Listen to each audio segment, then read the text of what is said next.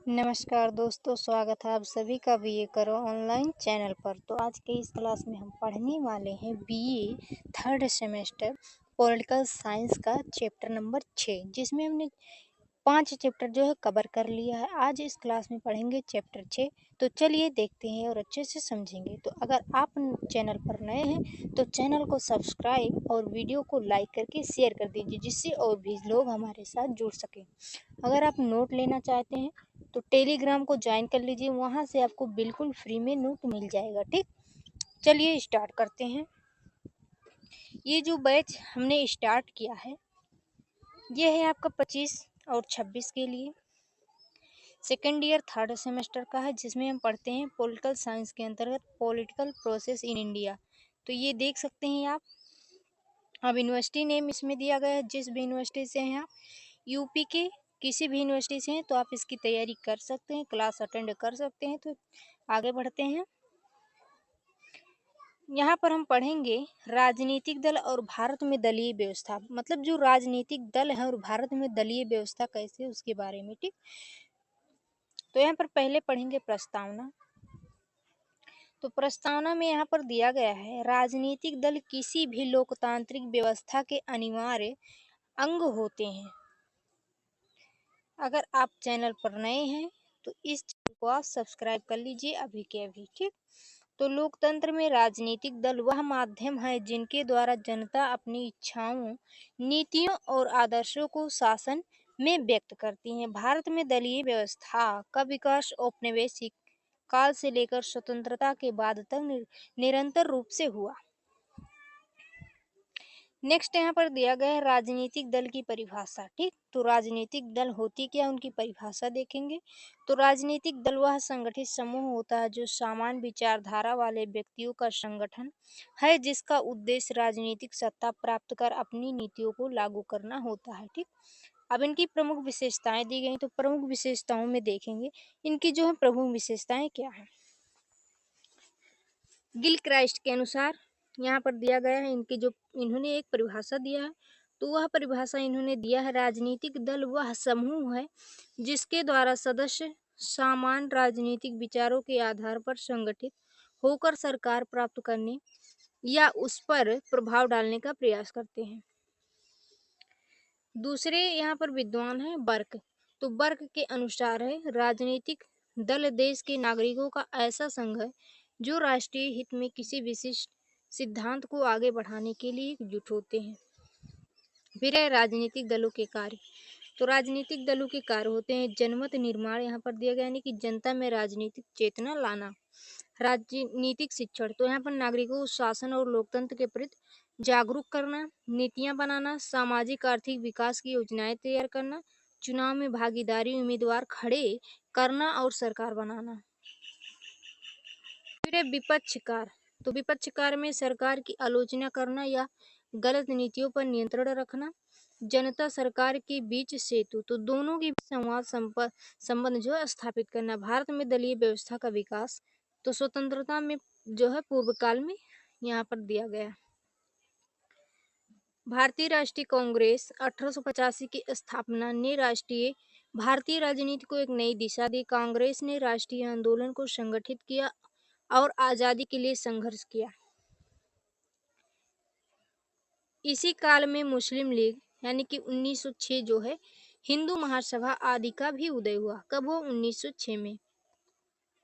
स्वतंत्रता उपरांत काल में, तो स्वतंत्रता के बाद भारत में एक प्रमुख दल प्रणाली स्थापित हुई जिसमें कांग्रेस का वर्चस्व था। 1952 से 1967 तक लगभग सभी राज्यों और केंद्रों में कांग्रेस का प्रभुत्व रहा।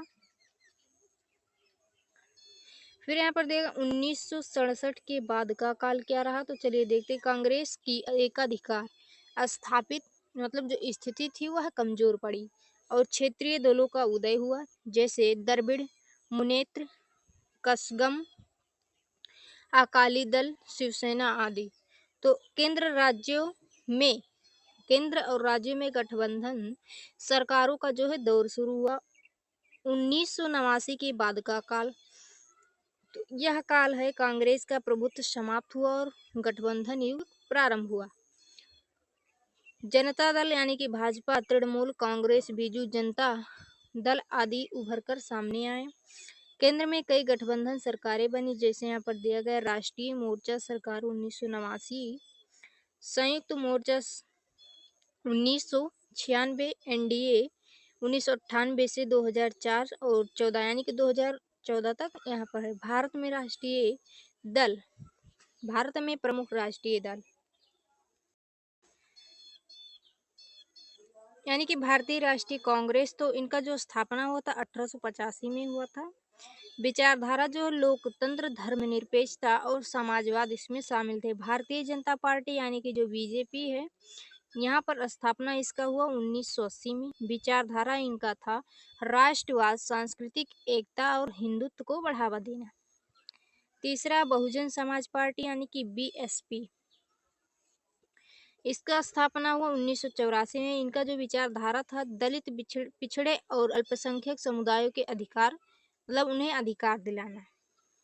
भारतीय कम्युनिस्ट पार्टी यानी कि सीपीआईएम, इनका जो विचारधारा था मार्क्सवाद, समाजवाद पर क्या जोर देना। राष्ट्रीय जनता दल यानी कि आरजेडी, तृणमूल कांग्रेस यानी कि टीएमसी, आम आदमी पार्टी एएपी आदि इसमें जो है शामिल हुए। फिर है भारत में क्षेत्रीय दलों की भूमिका। क्षेत्रीय दलों ने भारतीय राजनीति को बहुआयामी बनाया। उन्होंने राज्यों के स्थानीय समस्याओं को राष्ट्रीय मंच पर उठाया। उदाहरण के लिए द्रविड़ दल, जो कि यहाँ पर देख सकते हैं चीजें दी गई हैं। शिवसेना महाराष्ट्र, बीजू जनता दल ओडिशा, तेलंगाना, राष्ट्र समिति तेलंगाना। फिर यहाँ पर भारतीय दलीय व्यवस्था की विशेषताएं। बहुदलीय प्रणाली, क्षेत्रीय दलों का प्रभाव, गठबंधन सरकारों की प्रवृत्ति, व्यक्तित्व आधारित राजनीति, विचारधारात्मक अस्थिरता, जातिवाद और धर्म आधारित राजनीति। भारतीय दलीय व्यवस्था की समस्याएं, दल बदल विरोधी कानून भी लागू हुए। राजनीतिक दलों में आंतरिक लोकतंत्र की कमी हुई। धन बल और बाहुबल का प्रभाव हुआ। फिर जातिवाद और परिवारवाद का प्रभुत्व, ठीक। विचारधारा की अस्पष्टता, भारतीय दलीय व्यवस्था के सुधार हेतु सुझाव, दलों में आंतरिक लोकतंत्र को बढ़ावा दिया जाए, राजनीतिक वित्तीय पारदर्शिता लागू किया जाए, दल बदल विरोधी कानून को और कठोर बनाया जाए, चुनाव आयोग को दलों पर अधिक नियंत्रण के अधिकार दिए जाए, विचारधारात्मक शिक्षा और राजनीतिक नैतिकता पर बल दिया जाए। अब यहाँ पर निष्कर्ष है इसका, तो इसमें जो निष्कर्ष देखा जाएगा, ध्यान से देखिएगा, ये आपका जो है लास्ट पॉइंट चल रहा है। तो भारतीय लोकतंत्र की सफलता राजनीतिक दलों की मजबूती और उनकी कार्यकुशलता पर निर्भर करती है। यदि दल जिम्मेदार, पारदर्शी और जनता उन्मुख बने तो भारतीय दलीय व्यवस्था लोकतंत्र की सशक्त रीढ़ सिद्ध होगी। यहाँ पर सारांश इसका दिया गया। राजनीतिक दल जो है लोकतंत्र की आत्मा है। भारत में बहुदलीय व्यवस्था प्रचलित है। भारत में स्वतंत्रता के बाद कांग्रेस का प्रभुत्व रहा और यहाँ पर दिया गया, परंतु अब गठबंधन युग है। दलीय सुधार और पारदर्शिता लोकतांत्रिक विकास की आवश्यक शर्तें हैं।